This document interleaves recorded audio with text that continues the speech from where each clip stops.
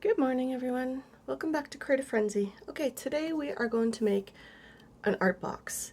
I'm calling it an art box. You don't put art supplies in it, but you put the things that you made in it. Does that make sense? I know. It's a play on words. I'm sorry, it's still a little early for me. Puns and I, forget about it. Okay, so what I've done is I have made paper boxes. I've got a video on how to make these. There's a plethora of them out there. This is not necessarily origami 100% because there's some cutting involved. There are other ones. You can choose whatever box you want. You can use a pre-made one and decoupage it or paint it or whatever you want. You can make some out of your own paper pads. What I like about this, you can do a whole coordinating set out of one paper pad and you can make several of these and you have gifts for just about everyone that you can think of. I like this idea because it allows you to be creative in many different ways. So what I've done is I've taken whatever scrapbook paper I had. It might not necessarily be the prettiest one or ones you're not really sure about scrapbooking with. You can use those to make these paper boxes, which is perfect because then you can decorate them on the outside. You don't have to keep it this way. You can put other papers over top and just have it sort of make it have a supporting role, let's say. Okay, so it doesn't have to stay this way. You can totally, if you want to. You can cover it up with paint, whatever you want to do. But I like the idea of being able to add different elements to it. So that once you get to the meat of this box, which is what I'll show you next, it's, you know, the creativity of creating in a smaller on a smaller piece of paper. So whether that is watercolor or decoupage or collage or whatever you feel like doing, this is the perfect size for you to do something a little bit every day, especially if you're not really sure about how much you want to invest in something. So what I like to do is I like to buy my paper fairly inexpensively. So I have this huge, it's a jumbo watercolor tablet. So this is a 10 7/8 inch by 14-inch sheets. It's a 140-pound cold press. It's basically for kids. I don't care, you know, I will use it because it is a nice heavyweight cardstock. Well, not cardstock, watercolor. So you can paint on this, you can do just about anything to this, and it's nice and thick. It's an awkward size though, so I decided to cut it down and do something a little bit different with it. So I started playing. So basically what we're going to do is we're going to set this aside for a moment so I can show you what I've done. So I cut up a few of those sheets and I cut up size 4 by 4, 4 inches by 4 inches, a little bit less than 4 inches, so that I can make these little square pieces of art for all intents and purposes. So what I've done, I would take 6 pieces and do the backgrounds first. So let's say we'll do this, okay?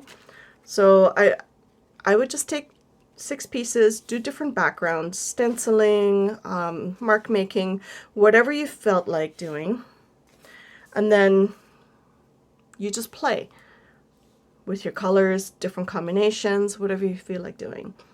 And then from there, you can take it a little bit further and embellish as you please. But I like this because you can sort of get the feel for color and different stencils and different stamps and things like that. So that is what I did. So the idea is to have these all separate. You can put them together in a book if you want to. You can do that. But I like the idea of doing it separate because then I can put it in the box and you can display each piece. Like, let's say you want to do seasons. You want to do one for every month. Or you want to do photographs. You want to do a photo album. This is another way of doing that. So you can do transfer images, or you could do scrapbook pages, but in a smaller size. So what I did is I just, you know, did all my backgrounds first, and then I just played with sketching, with words, with just different things. So this is the one I haven't done in this set yet, but I like that they're double-sided, so it depends on how you feel, right? So sometimes you want to do something a little bit darker, sometimes a little bit lighter. It's a good way to practice color theory faces. So this is a stamp, but I stamped it onto tissue paper first, or tracing paper rather, and then I decoupaged it on. And then I went over top with water-soluble crayons, okay? And then in order to create white space, I would take a white, what do you call those things? Oil pastels? Yes, that's the word. So I would just take a white oil pastel and I would create the white space on there. So that's all I did. And then, you know, if it's too dark, you can lighten it up. If it's too light, you can darken it up. So you can do whatever you feel like. But mixed media is perfect for this kind of project because you get to play around with all the different things that you have. Okay? So then when you feel like doing something, like a bunch of backgrounds, you absolutely could. If you felt like just cutting out a bunch of blocks and just doing one at a time, that's okay too. You can do that. That's the beauty of this kind of project, okay? So then you have a bottom and you're going to plunk them all in there and you're not going to worry about it because it can fit quite a bit in there, okay? And then you have a lid for it. And then you can decorate the outside however you want. Okay, you can do the side panels, you can do whatever you want. And then this will look nice as a display because then you can set it on the shelf like this and you can decorate to your heart's content. So the potential for creativity is very, very large. Okay, so that's what I like about doing these little box art journals. So it's a little unconventional, but you know, it's still a lot of fun. And you can potentially do one for watercolors. Maybe you like to do junk journals. Maybe do a little practice junk journal, separate pages like pockets and stuff like that. Maybe you want to do ephemera for larger pieces. That's okay. This is the perfect kind of size, okay? So that's what I wanted to show you there. And if this doesn't float your boat, then maybe something else will. So the other idea is to create out of an old book, okay? So this was a very old book. It fell apart. The spine had come off. It was like literally falling apart. So this is not really salvageable for this kind of project.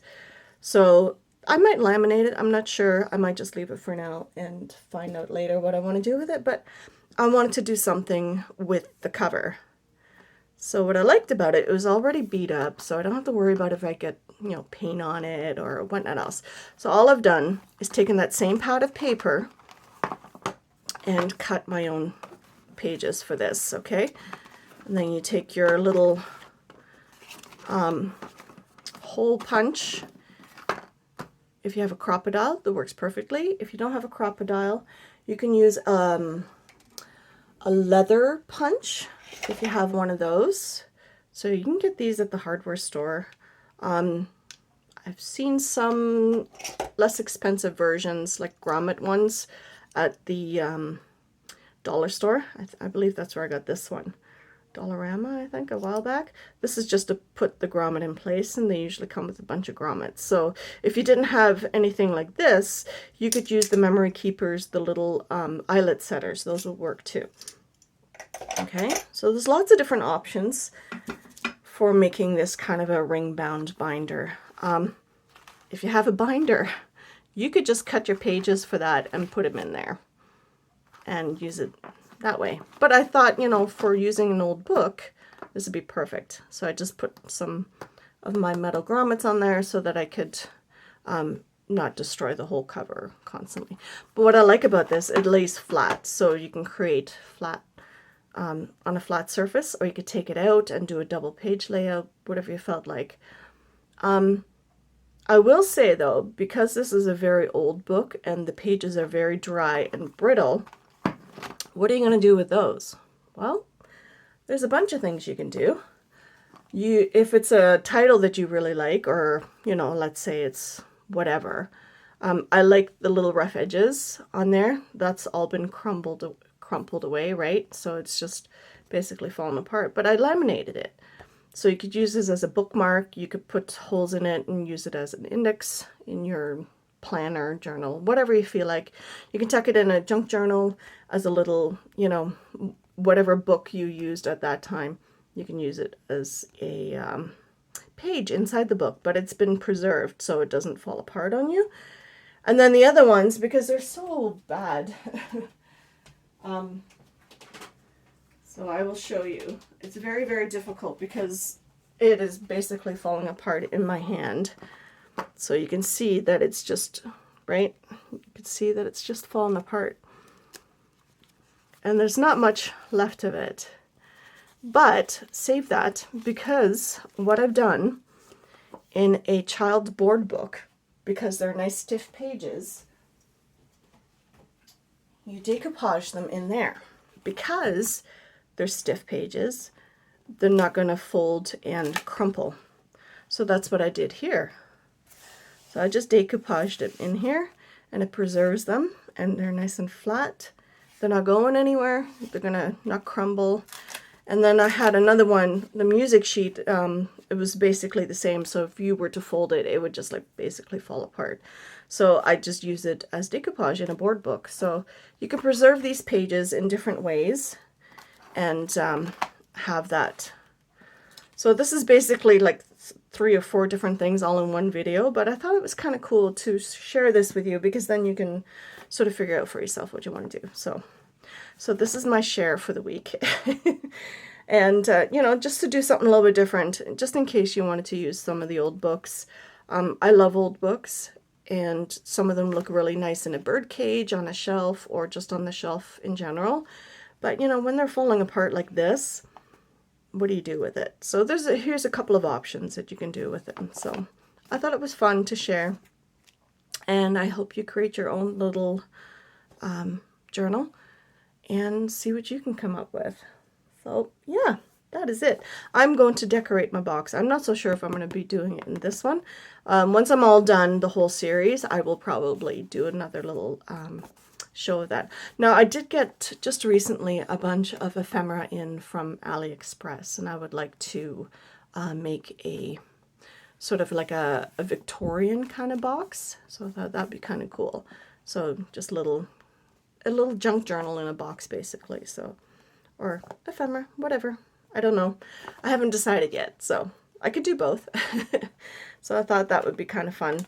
And just, you know, create something a little bit different that you would normally not think of when you're busy. So it's a little bit difficult to open and close this box. So if you had a better box than this, you obviously could do that. But I like it because you can display things, right? So you can potentially you can reinforce the edges. You could use proper cardboard boxes, but we all have scrapbook paper, so it's kind of nice to be able to use it up. And if you have a whole paper pad, you could potentially do a whole series of the same, because they're already combined together with different colors, so they're perfect for scrapbooking. Anyway, I hope you enjoyed this video, and I will see you in the next one.